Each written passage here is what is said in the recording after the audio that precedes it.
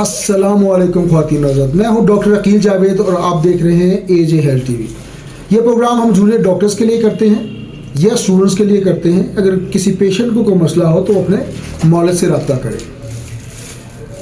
तो आज का टाइटल आपने देख लिया होगा कि मर्दाना कमज़ोरी क्या होती है और उसके साथ इसका सिगरेट नोशी के साथ क्या ताल्लुक़ है।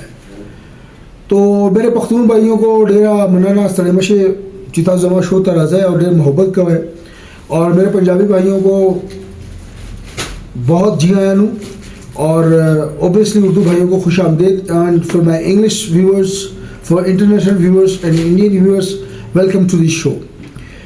तो बात होगी जी कि रेलेवेंस क्या है सिगरेट नोशी का कमज़ोरी के साथ।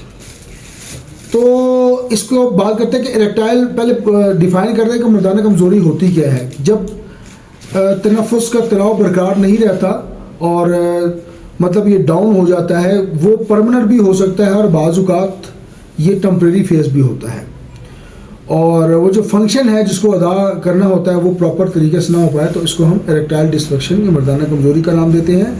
अब इसमें सिगरेट जो है वो कैसे असरअंदाज होता है, तो बड़ी सिंपल सी फ़िलासफ़ी है कि जितनी भी मतलब तनाव की सूरत हाल है, ये दिमाग के सिग्नल्स और अज़्व तनासुल की तरफ जो नसें जाती हैं, ये जो खून की नालियाँ जाती हैं, इसके ज़रिए कम्युनिकेशन बरकरार रहता है। इनके सेंट्रल नर्वस सिस्टम के ज़रिए ये सारा कुछ होता है। तो शराब नोशी जब करते हैं, ये ज़्यादा शराब नोशी करते हैं, तो ये जाके असाब पे वार करता है, यानी कि दिमाग के सिग्नल्स इससे कमज़ोर हो जाती हैं। ज़ाहिर है जब सिग्नल कमज़ोर होंगे तो ब्रॉडकास्टिंग नहीं होगी। मिसाल के तौर पर मैं अभी आपसे मुखातिब हूँ, अगर हमारे सिग्नल्स कम्युनिकेशन के डाउन हो जाए तो आप ये वीडियो नहीं देख पाएंगे, जिसको कहते हैं कि जी नेट स्लो है।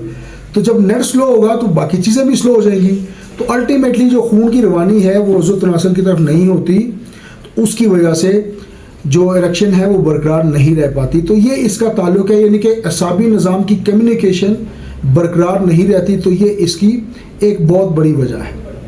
शराब नोशी अगर परमानेंट है, ये सिगरेट नोशी परमानेंट है, तो ये फेल जो है, और ये ख़राबी परमानेंट भी हो सकती है, बाज़ औक़ात टेम्परेरी फेज़ होती है, मेडिसिन से कवर हो जाता है, और बाज़ औक़ात बहुत ज़्यादा अगर शराब नोशी या सिगरेट नोशी की जाए तो ये कम्युनिकेशन ख़त्म हो जाती है। अल्टीमेटली फिर मर्दाना कमज़ोरी के इश्यूज़ आते हैं। तो वेसल्स तंग हो जाती हैं। बेसिकली होता है क्या कि जो खून की नालियाँ या वेसल्स हैं ये तंग हो जाती है, उसमें खून की रवानी कम होती है, तो सिग्नल्स भी उस तरह ट्रांसपोर्ट नहीं कर पाते या कम्युनिकेट नहीं कर पाते। और जब खून की तंगी हो तो जिगर भी ख़राब हो जाता है, हार्मोनल डिसबैलेंस भी हो जाता है, यानी कि हार्मोन के प्रॉब्लम्स भी पैदा हो जाते हैं। टेस्टोस्टेरोन जो कि मर्दाना हार्मोन है ये कम हो जाता है, ये बनना, इसकी प्रोडक्शन कम हो जाती है या तकरीबन ख़त्म हो जाती है, तो जो कि मर्दाना ताकत के लिए बहुत ज़रूरी है। ये एक बुनियादी हार्मोन है। तो जब किसी पेशेंट को ये प्रॉब्लम होती है तो सबसे पहले हम टेस्टोस्टेरोन का टेस्ट रिकमेंड करते हैं कि ये करवाएं। इसके अलावा नफ्सियाती मसाइल, ज़ाहिर है एंग्जाइटी, डिप्रेशन बढ़ता है, जो मज़ीद कमज़ोरी का बायस बनता है। तो बराए करम सिगरेट नोशी, शराब नोशी, इससे बिल्कुल भी आप हट जाएँ, ख़त्म कर दें, इसका कोई फ़ायदा नहीं और नुकसान ही नुकसान है। अब बात करते हैं कि ये प्रोलॉन्ग होता है मामला, तो उसकी कम्प्लिकेशंस होंगी। ज़ाहिर है कम्प्लिकेशंस होती हैं हर बीमारी की, अगर उसका इलाज ना किया जाए तो ये भी एक बीमारी, इसको आप समझ सकते हैं। सबसे पहले तो इनफर्टिलिटी, यानी कि बांझपन। शादीशुदा ज़िंदगी के मसाइल होते हैं और बच्चे नहीं पैदा होते, दिल के मसाइल साथ हो सकते हैं, जिगर के मसाइल साथ हो सकते हैं। अर्ज़ ये है या मुख्तसर ये है कि पूरा आपका निज़ाम ही गड़बड़ हो जाता है। तो सिगरेट हमने क्यों पीनी, शराब नोशी हमने क्यों करनी, इसको हमें तर्क करना चाहिए ताकि एक सेहतमंद ज़िंदगी की तरफ हम लौट सकें और सेहतमंद ज़िंदगी गुजार सकें। अब आते हैं, ज़ाहिर है कोई बीमारी होगी, उसको डायग्नोसिस के लिए कुछ टेस्ट हमें करवाने हैं, वो उन टेस्टिस पे बात कर लेते हैं। सबसे पहले तो LFT लीवर फंक्शन टेस्ट करवाएं, बहुत ज़रूरी टेस्ट है। इससे ये पता चलेगा कि आपके जिगर की कंडीशन क्या है, जिगर अपना प्रॉपर किरदार अदा कर रहा है या नहीं कर रहा। जिगर एक बहुत बड़ा स्टोरेज होता है और बहुत सारे हार्मोन इसमें से रिलीज़ भी होते हैं और बहुत फंक्शन अदा करता है। 500 किस्म के फंक्शन ये कर रहा होता है। उसके बाद ऑब्वियसली ऊपर मैं बता चुका हूँ टेस्टोस्टेरोन का लेवल जो है वो कम हो जाता है, तो वो टेस्ट भी हमें करवाना चाहिए। फिर लिपिड प्रोफाइल ज़रूर करवाएं जो फास्टिंग के साथ करवाना होगा। इसमें आपका HDL LDL का पता चलेगा, आपका टोटल कोलेस्ट्रॉल का पता चलेगा, इससे भी अंदाज़ा हो सकता है। और ब्लड शुगर आपने करवानी है, फास्टिंग भी करवा लें यानी कि निहार मुँह। और एक होता है HbA1c टेस्ट जो 3 माह पे मुश्तमिल होता है, उससे पता चलता है कि पेशेंट डायबिटिक तो नहीं हो गया। अब ये सारा कुछ हो गया, एहतियाती तदाबीर हमने लेनी है, प्रिकॉशंस की बात करेंगे। तो करना क्या है कि शराब नोशी और सिगरेट नोशी फ़ौरन से पहले तर्क कर दें। जो बुराई की जड़ है इसको ख़त्म करें ताकि मतलब आगे की तरफ मामला जाए और पूरी मुकम्मल सेहत हासिल हो सके। वो कहते हैं कि परहेज़ इलाज से बेहतर है। फिर नींद पूरी लेनी है, 6 घंटे से 8 घंटे नींद लें और कम से कम 6 घंटे तो ज़रूर नींद लें। इससे भी मसलों में मसले इंशाल्लाह ख़त्म हो गए। मुरगन ग़िज़ाएँ, बाहरी ग़िज़ाएँ, ये पिज़्ज़ा बर्गर ये ख़त्म करें। इनकी जगह सब्ज़ियाँ, फल और प्रोटीन वाली ग़िज़ा इस्तेमाल करें।